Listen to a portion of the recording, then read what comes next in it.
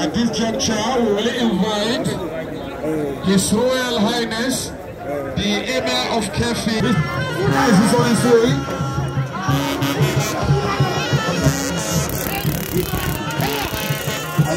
Okay, His Royal Highness is on his way through this podium.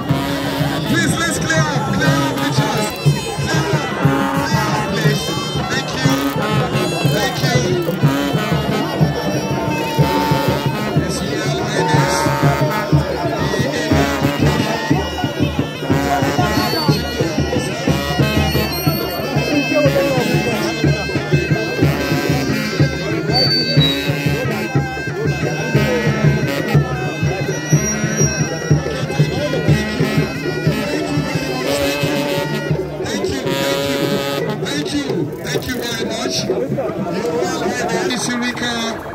Sirika, gentlemen, the number 3 player is no one other than the younger Badamasi, Idris Badamasi.